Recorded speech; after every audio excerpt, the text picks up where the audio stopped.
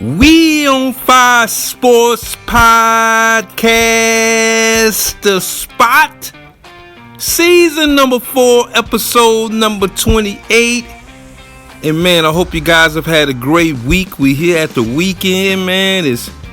We on the dawn and the eve of Super Bowl 59 between the Philadelphia Eagles and the Kansas City Chiefs. Man, I hope you guys have made preparations for the big game, man, on Sunday, man. For myself, I like to sit back and enjoy some good eats, man. Enjoy the football game, man. Just all the festivities. Can't forget about the halftime show this year with Kendrick Lamar. Can't wait to check that out. So, man, I'm definitely stoked and feeling good, man, on this episode, man, as we mosey on into the weekend. And first of all, man, if it's your first time listening, man, I appreciate the check-in, man. We on Fire Sports Podcast, The Spot. We provide hot fire takes and analysis across the sporting landscape. And I'm going to come up a little bit later on, man, with my final Super Bowl breakdown, man. Also, too, my grand prediction on Super Bowl number 59 as the Chiefs go into this game looking for the three-peat. And the Philadelphia Eagles trying to get their weight up, man. It's their second Super Bowl appearance in the last 3 years. Last time they was here, they matched up with the Kansas City Chiefs. So I can't wait for the rematch, man, again. And there's been a lot of things jumping off across the sporting landscape, especially in the NBA.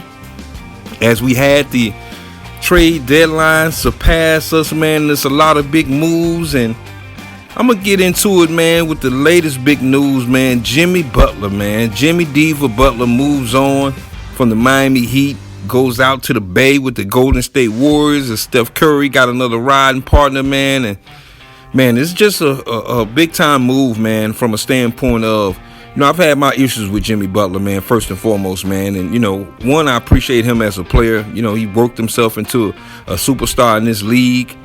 Got drafted by my Chicago Bulls. So, I definitely have, love for Jimmy Butler just as a hooper, man. But this last, couple months has just been chaotic and all over the place.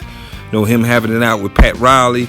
And so the Miami Heat, they move on from him. They pick up Andrew Wiggins, more notable from the Golden State Warriors, man. And I'm just going to talk about it from the Golden State perspective. Because this team right now, man, they're in a tough situation. Meaning that they're not a contender to win an NBA championship before the trade. And for me, after the trade, I'm not sure about that as well. If I had to put a grade on it, I would give the Golden State Warriors, I'll give them a C- on this one. From the standpoint of, I think they're trying to just build it up for next year. I mean, they may have a puncher's chance in the playoffs, man, but them still devoid of a big man, and no front court situation for them outside of Draymond Green. I just don't see it, man. There's a lot of big monsters in the West, man, especially when you talk about front courts. And I just think that this is pretty much a lateral move for me. And I just think that they're more so kind of gearing up for next season. They was able to negotiate a deal with Jimmy Butler, bringing him in, getting him a 2-year extension. And so I just think that at the end of the day, Jimmy Butler right now, he's 35 years old. Steph Curry is 36 years old, man. And at the end of the day, I'm not sure how much tread on the tires, man, for both of these guys. And there's no disrespect to Steph Curry, man. I think he's a first ballot Hall of Famer. Obviously the greatest shooter in NBA history. He's just a good dude on and off the court, man. So I think that the Golden State Warriors were beholden to try to give him another shot, another crack at winning another NBA championship for him, man. But they got some tough sledding moving on. And you just look at the general manager situation out there in the Bay with them, man. Mike Dunleavy Jr., another former Bull. And so I just think that Mike Dunleavy Jr., man, is that he swung for the fences in regard to this. I think that, they got rid of a bunch of pieces that I felt that can help them overall, man. And so, to me, they on mini rebuilding mode, man. And I'm not going to sit here and say I don't like the deal, because I do think they got unfinished business. I just don't think right now, presently in the Western Conference, man, that they're a real legitimate contender to win an NBA championship. And, you got the whole locker room dynamic with Draymond Green, also with Jimmy Butler. We'll see what that do, man. And, woo, boy. Another thing across the NBA as well, man, is that Kevin Durant, his name was in trade talks, but he's going to remain with the Phoenix Suns. And the Phoenix Suns just been hovering around 500 most of the year. And so I just think that for them, man, they at a crossroads. And, Matt Ishbia, the not general manager, but the owner of the Phoenix Suns, he's been very aggressive since he took the ownership stake about a little bit over a year or so ago, bringing in Bradley Beal. I don't think that was a, ideal situation for them because they hadn't gotten back any returns bringing in Bradley Beal. And so they're in a tough situation, man, out there in Phoenix, man. They got to figure out what they want to do. They traded Nurkic. I knew that was going to happen. Just him and Coach Bud not seeing eye to eye and just a reduction of his minutes, with the organization. I knew he was going to move on. And also, too, man, in the West, we had the Los Angeles Lakers, man, bringing in Mark Davis. Mark Davis was with the Charlotte Hornets, played at Duke. I like Mark Davis, man. I think he is a very serviceable big man. He a youngin'. I think he will help the Lakers front court because they were sitting on 0 after the trade of Anthony Davis to the Dallas Mavericks.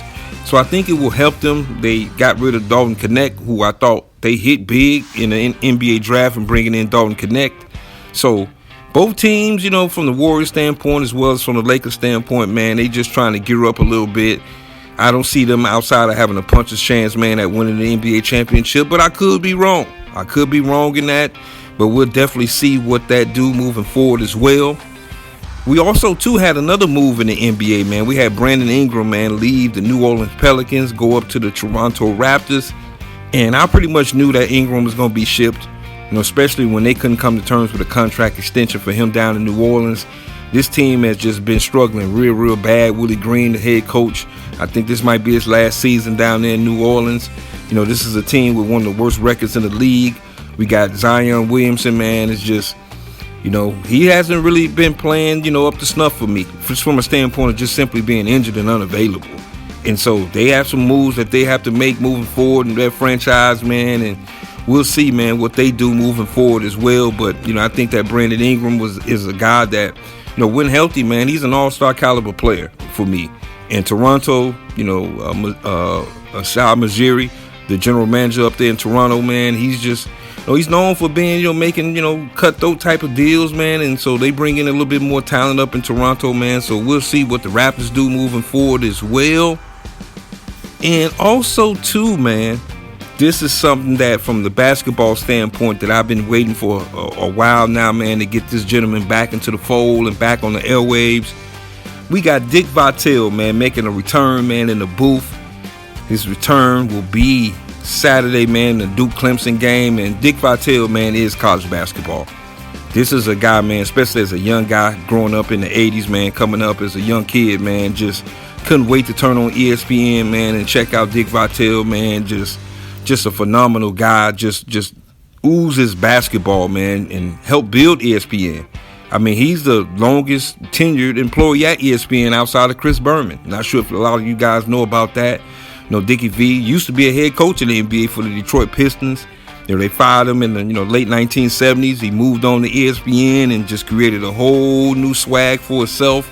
And so it's good, man, to see Dickie V back into the fold, man. He had a little situation with cancer, man, and just I know you guys know about him and the relationship he had with Jim Valvano, man, who was a great coach during the 1980s for NC State, and just the whole V Foundation and everything, man. So shout out to Dickie V, man, making this return, man. Like I mentioned a little bit earlier, man, he's just one of the most polarizing figures at ESPN and around all, college basketball as we know.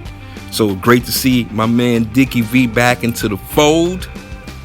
Also, too, man, we got a huge matchup, man, in the boxing world, man. Came across the desk a little bit earlier this week as Canelo Alvarez and Terrence Bud Crawford has inked up a deal, man, to fight.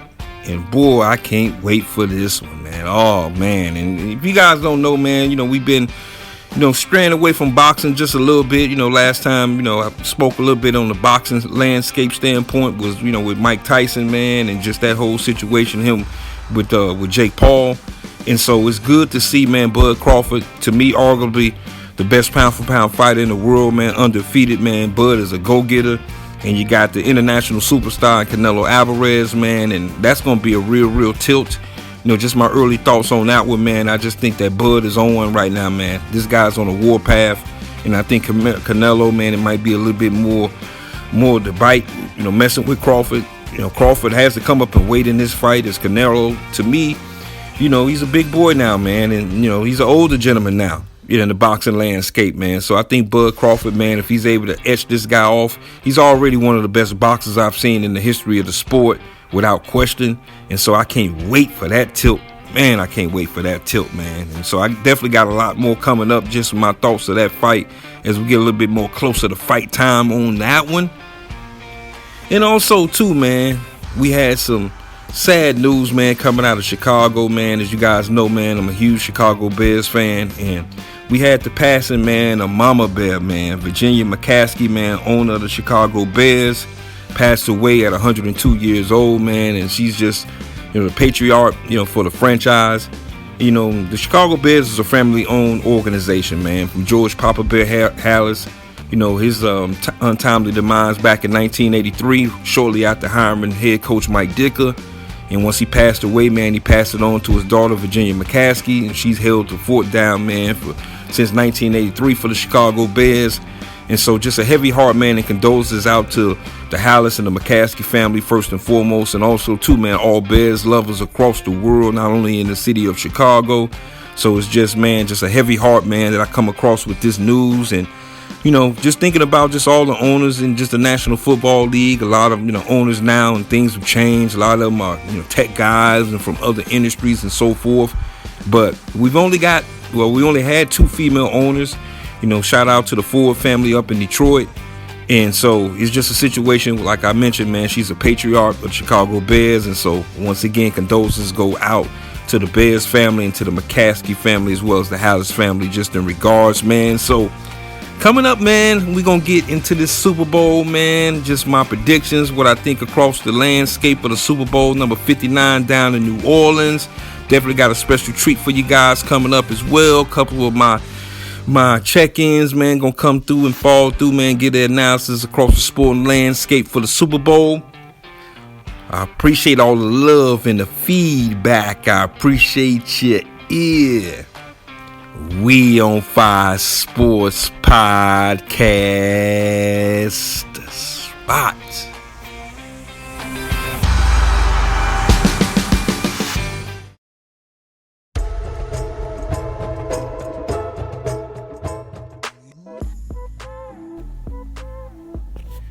Welcome back to We on Fire Sports Podcast, the spot.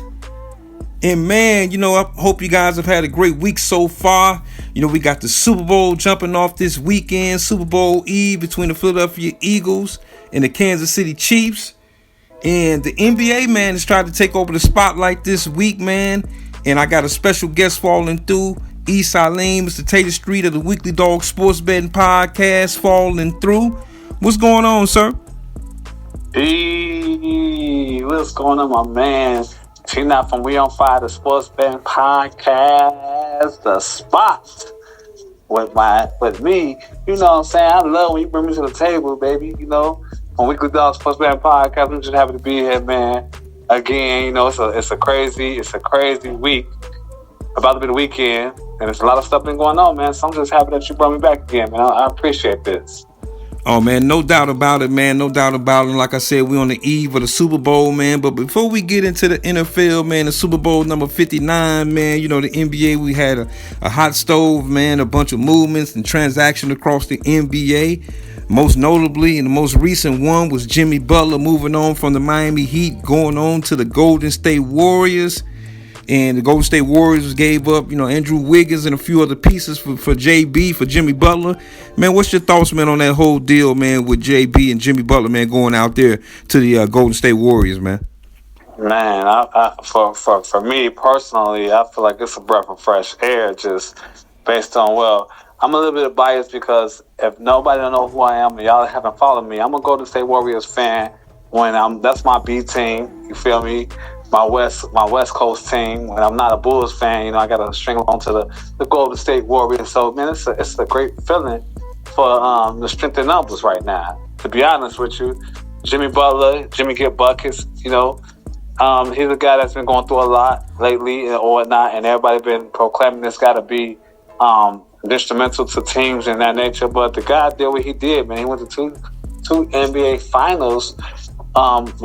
teams that had nobody, practically, at least compared to the teams that he was going up against. So that's my first take about the situation. Also, I mean, people don't, and nobody ever, I don't understand what's going on with the media or whatnot about what's going on, but they saying, oh, Jimmy Butler numbers went down or whatnot this year. His usage is down, but, his usage is down. He don't shoot the ball as much as he used to shoot the ball.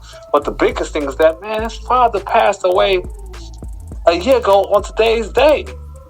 And so nobody brings that. And he don't disclose it, but he's been going through a lot. He's went through a lot this year. So for everybody that want to say, oh, Jimmy Butler, he's not the same person. He's 35 years old. This guy is with a winning team now. He's with a great organization, just like Miami. I'm not going to sit here and say Miami was not a great organization. But at the same time, you're going to another great organization that's been relevant in the late 2000s. Well, at least the new millennium. Since 2015, 2014. I mean, we're talking about Golden State, 4 championships. You put him with Draymond Green and Stephen Curry. I think this is a wonderful opportunity for him because he's a winner. He knows that this team is a winning team. And I feel like this is a great situation for him where I feel like this guy might retire here because now we just need a couple of pieces to keep it moving.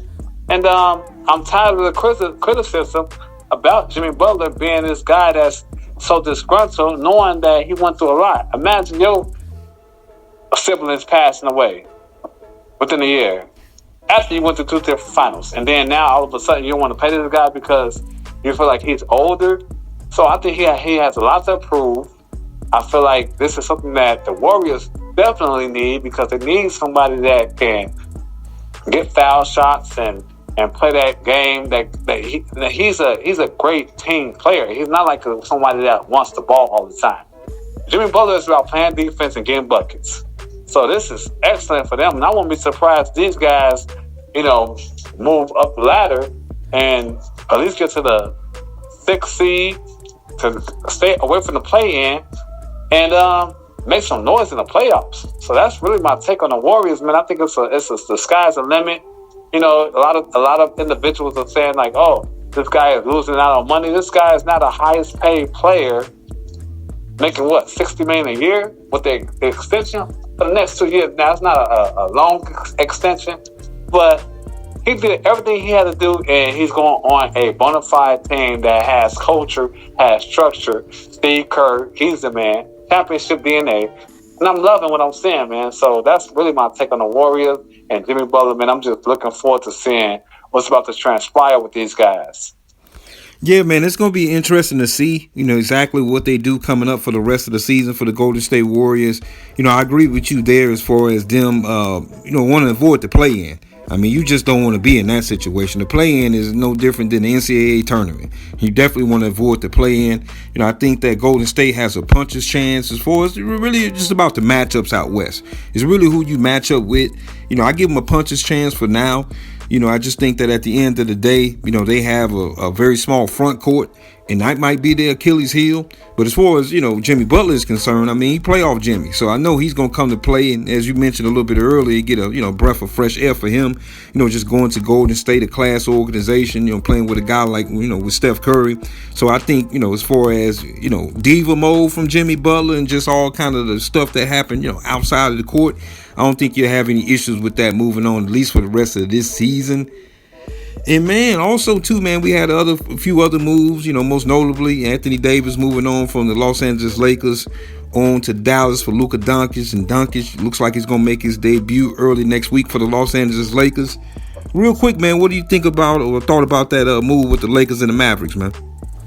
I mean, it was definitely very, very extremely surprising that the move was made, but that's more as far as politics is concerned. A lot of people were thinking, okay, yeah, it was about Luka and his weight, and with Anthony Davis was stating about he needed more big man to pair up with him. But I feel like it was more of a politician move for what's happening in the NBA in the near future. But nevertheless, just to move as far as right now is concerned, for both parties, it's pretty much a wash, because I feel like Anthony Davis, he don't get the respect that he deserves. If this guy is on the court, he is pretty much one of the top 3 centers or power forwards, center power forwards. I don't care if you combine them, however you want to do it, out here. I mean, the guy is he's amazing. You know, he hits pretty much every mid range. He has the trade ball. He plays defense, and I feel like he has the championship DNA just based on what he has done with LeBron James for all that time that he's been with him. So he learned a whole lot with LeBron. So he's much more mature. The guy's from Chicago, so you know he's out there a junkyard type of guy out here in these streets. But other than that, man, I'm loving that. I'm looking forward to seeing that combination with the 3-headed monster, Anthony Davis, Gafford, and Likely in the front court, and then you got Kyrie Irving and Klay Thompson with all those other guys like the Washingtons of the world. I forgot the guy that's on the guy he's one of those most improved players. I know you know his name. I need some help. You talking about Derek Lively? You talking about the center? Not Lively. He's a 3 guy. Look, I'll get back to that, but the guys he's making strides. Who I'm talking about. I'm upset that I don't have his info out here, but all I will say is that the Mavericks show is they are ready for war, and I feel like this is a great trade for them because they're ready right now, just based on the it's all about really can Christie and AD fit into the system right away with Jason Kidd. And Jason Kidd, one of those guys that, he's one of those comfortable coaches to where, like, he's going to make sure that he gets to know you right away. So I feel like this is a wonderful opportunity for Dallas to make some noise because they have a lot of defense now. And I feel like they as ready as anybody else in the West Coast right now. Or the Western Conference. So I'm loving what I'm seeing with them. Man, I agree with you on that. I thought that Dallas, they're more so built for now. I think they have a legitimate shot at getting back to the NBA Finals, and I think they kind of rebuilt their organization in more of a traditional form, from a standpoint of you got your center or you got your power forward in Davis, you got Lively there, you got other pieces as far as their bigs is concerned. I think they have one of the most formidable front courts now in the NBA, especially in the Western Conference, which to me, if you want to get out of the West, you got to have a good front court, man. You just can't get around that. And so I think that also, too, just with the pieces that they already had with Klay Thompson and obviously Chop Master Kyrie Irving, he's just a guy that, come playoff time, he's a former world champion, man. So he has experience. Klay Thompson's a former world champion. And so now your organization now has 3 guys who've been to the mountaintop in your starting lineup. So I think that people are definitely underselling that part of it from Dallas' perspective. Is that not only... I don't want to cut you off, but I meant Najee Marshall, man. That's my guy right there. That's my buddy right there. I've been noticing this guy been snapping that shit with the Mavericks. Mm-hmm. Him and since being with it. That's when I was, I got a little brain fart. But go ahead, man. Those are the guys I was talking about, along with AD and all those other guys. Yeah, and like I said, I like the pieces. I like the pieces that they built, just kind of around their pseudo big 3 that they have, man. And Dallas could be, on the perch of getting back to the NBA Finals again, man. And we also, too, had another deal. We had the Sacramento Kings move on from De'Aaron Fox. He has a new home now in San Antonio now. It was a 3-team deal, including our Chicago Bulls, bringing in Zach LaVine out there to Sacramento. What was your thoughts, man, just on that move kind of overall with Fox going down to San Antonio and, our guy going out there to Sacktown, man? Well, these are 2 teams that's like, they've been, obviously Sacramento Kings, they've been lining up the beam. I had a lot of expectations for the Sacramento Kings, and I felt like the cornerstone of all of it was your buddy. You know what I'm saying? I don't get it to a certain extent. I feel like when you have a guard like that, it's tough to try to get rid of something like that. But at the end of the day, this right now, the league is the league right now. So it's real tough right now. But what I will say is that De'Aaron Fox going to San Antonio, that's just something that's a future. That's some futuristic type of situations where, San Antonio Spurs, I feel like they're going to be a rude awakening once Chris Paul becomes a coach versus just playing. He has to sit down and give the flowers to these other guys, because you can't have 4 guards playing at the same time with Wemby. But at the end of the day, he's just developing these guys, giving them that juice, and hopefully he retires so they can actually structure their team the proper way as far as the Spurs is concerned. So I'm loving the Spurs as far as their future. As far as Sacramento, these are guys out there. We got now LaVine, we got DeRozan back together, as a diamond duo. Everybody said they didn't like each other, but they never came together. They didn't like each other like how everybody proclaimed them to be. Sacramento is a team to still be in that same situation. They still got Sabonis. They still got Monk. They lost a couple of players out here, a couple of guys like HURRAH and all that type of stuff. But at the end of the day, it's the West. The Western Conference is so deep. It's kind of tough to project them, but they still extremely competitive. You're talking about 2 20-point scoring guys with LaVine and DeRozan with Sabonis. I mean, that's still a complimentary to what they lost. Meaning De'Aaron Fox, they lost him, but what they brought to the table, they could still make a push. It's just that, man, the West right now. It's moving so hard. It's just so tough because there's so many teams out here. These young new guys out here, and the problem was that DeRozan and LaVine, even though they're great players as far as offensively, they never really locked in on that's just when. I'm not saying defensively, but not taking no possessions off. And they love to take possessions off to where he gonna miss this shot and then he hits it.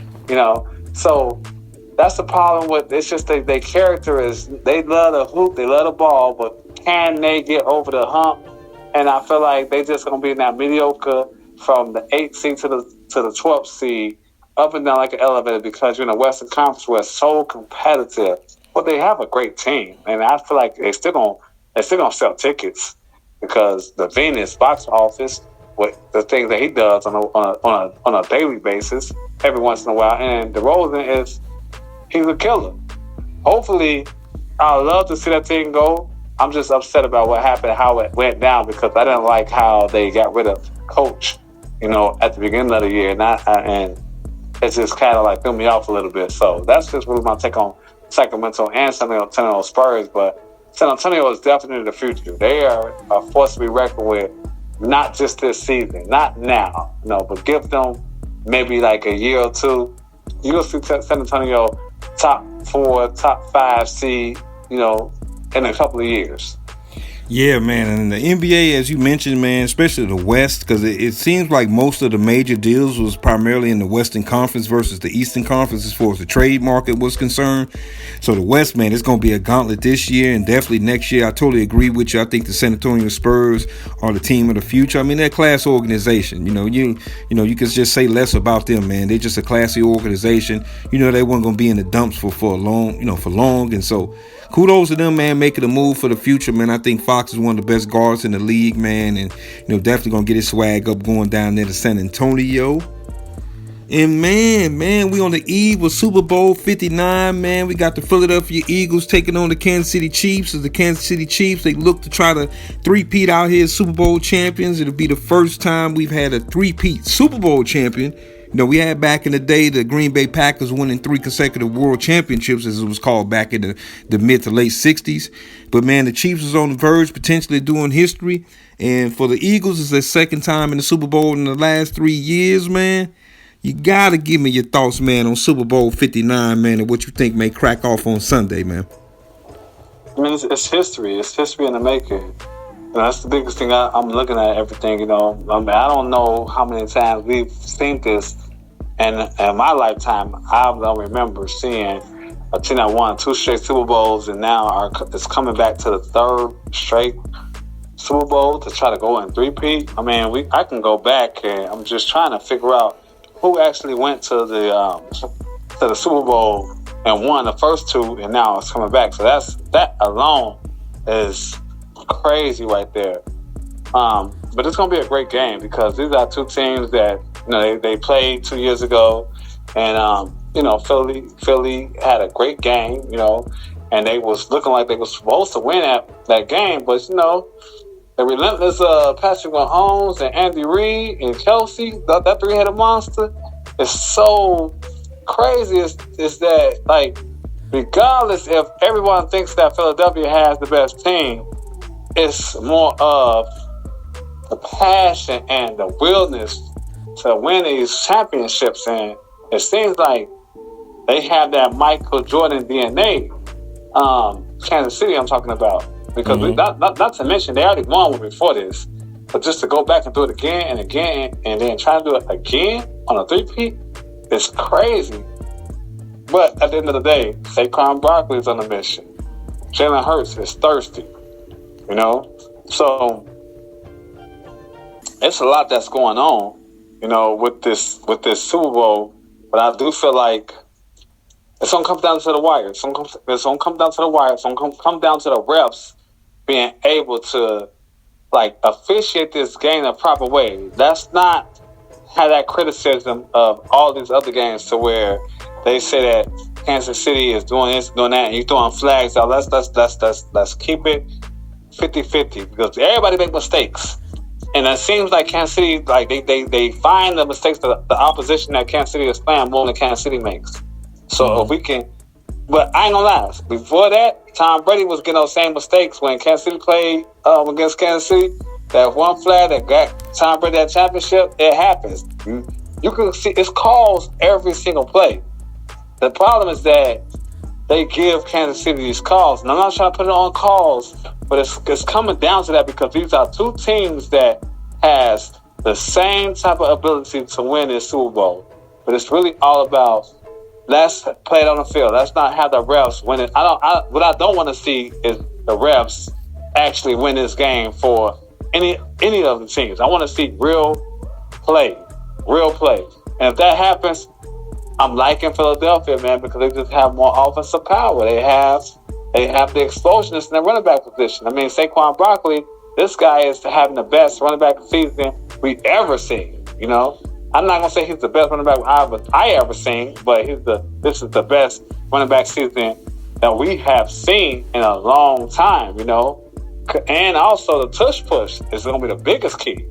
I don't see Kansas City stopping the tush push. They might have stopped So the biggest key to me about this whole situation, why I like Philly, is because normally Kansas City could stop the thirds and ones, the fourths and ones. Now I don't see that happening with Philadelphia with this tush push. These guys will get 2 yards on the tush push easily, and that's going to be the biggest difference of this whole game. Is the tush push. The tush push will win the Super Bowl. And it's going to be a fly, eagle, fly year. But that's my take on it. Despite, history is in the making, I'm just going to go ahead and say that I feel like this is a team that could stop that history.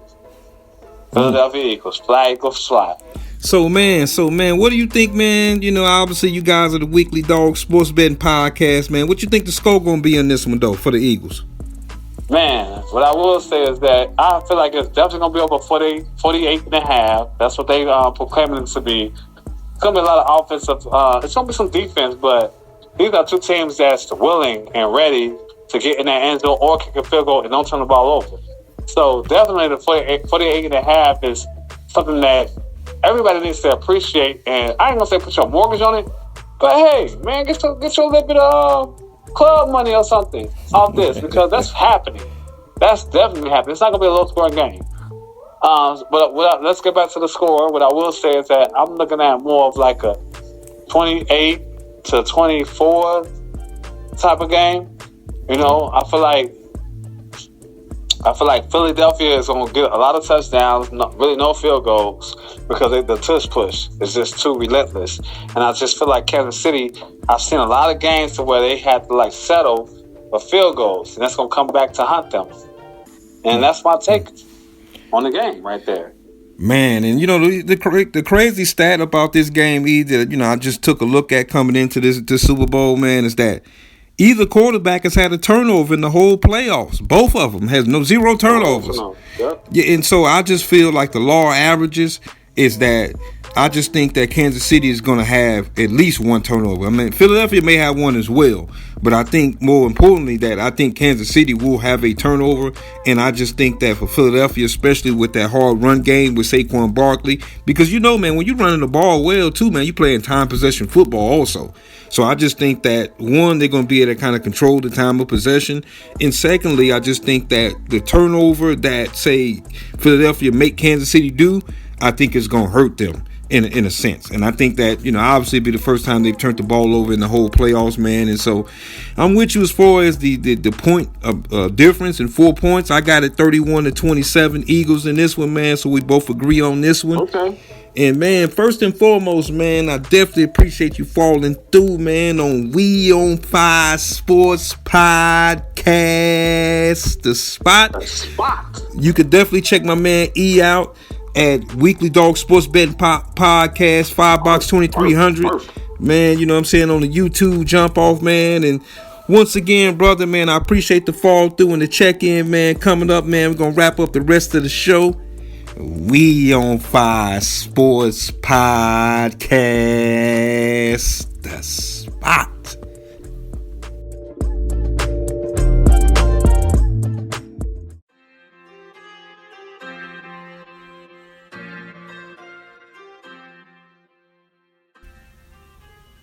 Thanks for listening to We on Fire Sports Podcast, The Spot.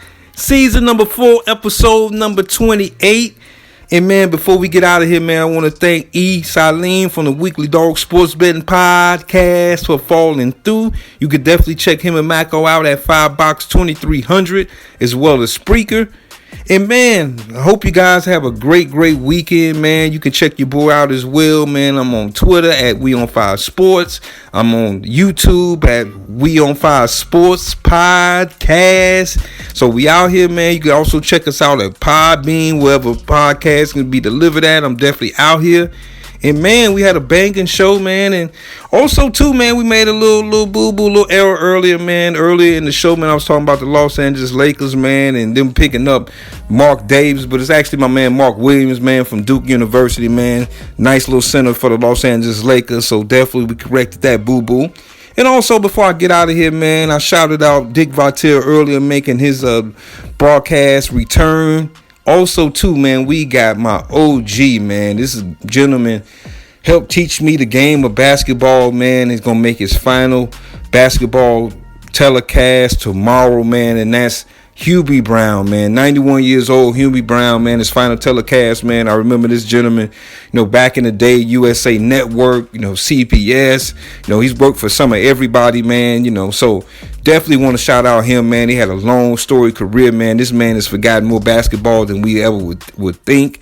And just some of the greatest calls across the NBA landscape. I never forget watching 1989, my Bulls and my against the Cleveland Cavaliers, and what's known as the shot, man, in Game 5 of the first round. Just HUBIE calling the game, man. And this guy's just such just that guy, man, across the NBA landscape, man. So farewell to HUBIE Brown, man. And as I mentioned, man, I appreciate you guys. If you're first time listening, man, I appreciate you checking out the show. If you're OG, I appreciate you falling back through. Super Bowl 59 coming up on Sunday. We on Fire Sports Podcast. That's